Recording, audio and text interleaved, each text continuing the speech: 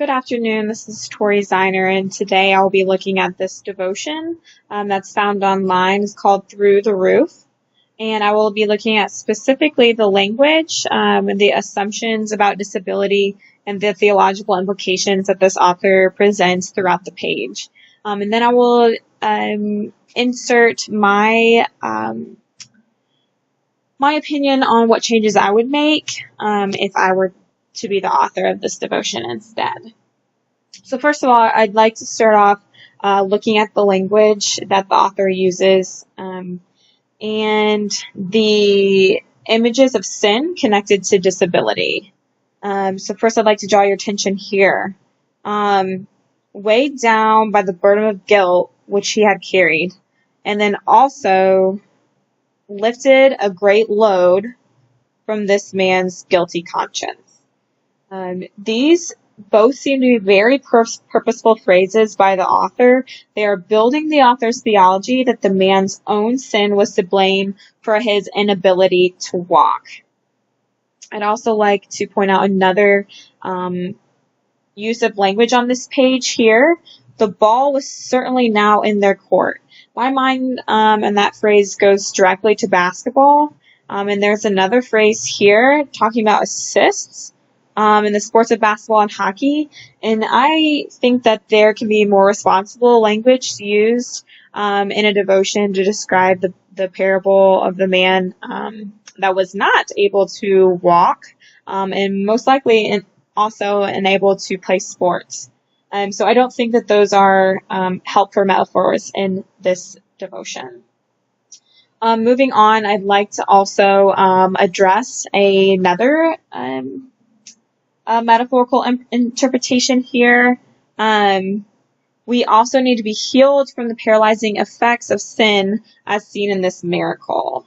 Black, an author who writes a healing homiletic, presents this phrase as a good example of a metaphorical interpretation where the author is using the disability of this man to represent the sins of many. And this it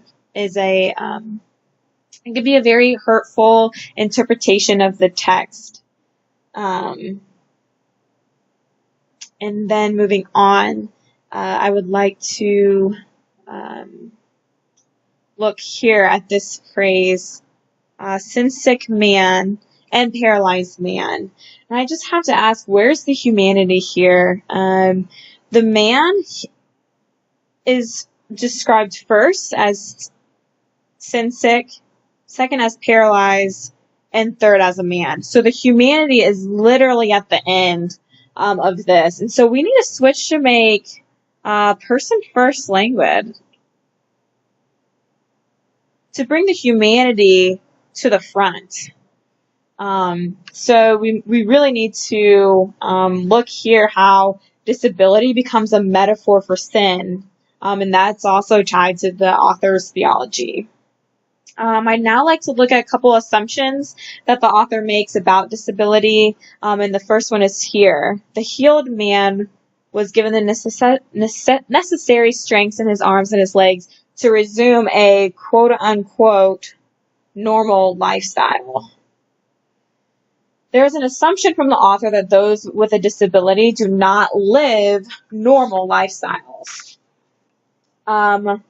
Debbie Creamer, in her limits model, would like to note that disability is normal and that all people experience life with limits and impairments.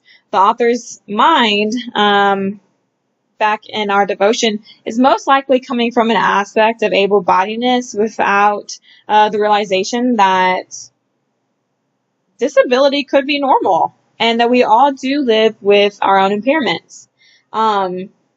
There's also Kafer's political model, and Kafer would ask the author, what is quote-unquote normal? And where does that definition come from? And Kafer would definitely challenge that question of where does the definition of this normal come from? The author seems to see full normalcy as a productive human being in society, and anything less is not normal and therefore disabled. This is also a reflection of the medical model. The author answers that what it took for the man to be cured and to regain his strength in his arms and legs was that he was normal. Another assumption that the author makes about people with disability is that they do not have enough faith or are too sinful for God to heal them. And the author says that if a disabled person were to have enough faith and enough want to live normal lifestyle and to, right here, move forward in the Christian lifestyle, then God will give us the strength to make that happen. There's an unspoken assumption that God does not create people as disabled without the person having a quote-unquote say in it. So, i.e. the sin or the lack of faith is then what causes that disability. So, I'd like to then present some of the author's theological implications in this devotion. So, the beginning here, the author says that it is true that some physical problems in those days as well as today, by the way, were the direct result of sin. This is disturbing and harmful theology that the author has extended to the reader. It's important to recognize that the author is coming to the story with the idea that the paralyzed man is to blame for his disability. It's also important to note that this is the only healing story that forgiveness of sins appear. I'd like to move on to another implication, if I may.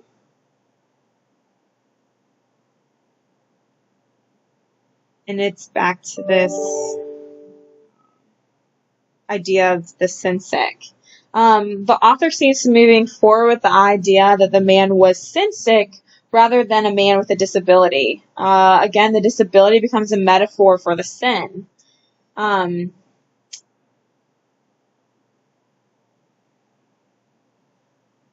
There are also paralyzing effects of sin. That's another theological implication that the author has presented us. The author here is clearly blaming the man's inability to walk as a side effect of his sin, specifically a paralyzing side effect. This theology is not hospitable to bodies of different abilities. If we see disability instead as limits, as Creamer's limits model in for theological anthropology suggests in Dr. Voss Roberts' book, Body Parts, we can see that disability is more normal than any other state of embodiedness, which would give sin, as the other sees it, a less relevant place in the healing story. I do think that the author presented sin as one of the main narratives of the story, but I'll follow up later as to why I think that's incorrect. Another implication that I'd like to point out is that the author says that he, God, took time and made himself available to all. As Christians, we must ask, are our buildings and services, language, etc. available and welcoming to all? God may be available, but church communities can make it difficult on different abled bodies to come into the presence of God. This theology limits the actions of the church, laying the responsibility on God to make God's self available to all, even those with limited mobility. So I have presented a lot of deficiencies that I've seen in this devotion, but I'd like to point out two, I would say, positive points. The first one being here. Have we been reluctant to carry even one corner of the bed of our paralyzed friend? Worst of all, walked away in fear or disgust of the paralysis. So the author may be on the verge of recognizing the community's role in disabling individuals. So that is the idea of societal, and that society creates disability, and that without society there would not be a disability. So Jesus broke down the social boundaries, and I'm wondering here if the author is engaging the church to do the same. So he recognized that sometimes people in society have fear or disgust of the paralysis, yet Jesus overcame both of those, and I believe that the author is trying to make the same challenge to the church, to also overcome those and not be reluctant to carry the corner of the bed of the paralyzed friend. I would say another one other positive point that I found in this would be concluded that God had closed the door after all. The normal approach to the Lord was blocked off, quote unquote normal. You couldn't see my little parentheses I was putting up over here. The author recognizes that society was set up in a way as to not be welcoming of those with a disability, but then the author leaves it there with no follow-up engagement of that idea. So I believe that this is where follow-up could happen, and that's where we can really challenge the church to move forward in that.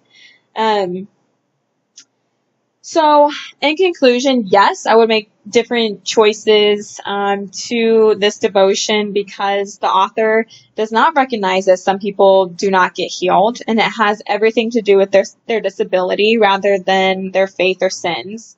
Going back to Black in a healing homiletic, she writes that in this case, healing often happens in the midst of managing the disability rather than in any kind of cure.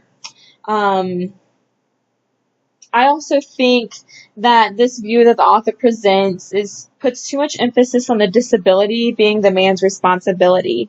Black makes a great argument first acknowledging the fact that some physical guilt or poor judgment can result in disability, or in this case paralysis, but it's more common for these symptoms to manifest themselves in the victims of abuse rather than the perpetrators of the sin. So when discussing sin and cure, this point must be acknowledged. And then lastly, I like to go back up to the verses here in Mark. The parable is a story of healing. It's not a story of condemning. It should be pointed out that there was nothing required of the man before he was healed and his sins forgiven. He did not need to confess by tongue or action in order to be healed by Jesus. There was no prerequisite. In this, Jesus removed the stigma that the community had placed on him, that it was his fault that he was paralyzed, and we should not place the stigma back on him so many years later, as I believe that the theology and language and assumptions of disability that the author presents in this devotion does begin to place that stigma back on the paralyzed man. And so these are the changes and the things that I would point out in my version of the devotion. So thank you for your time.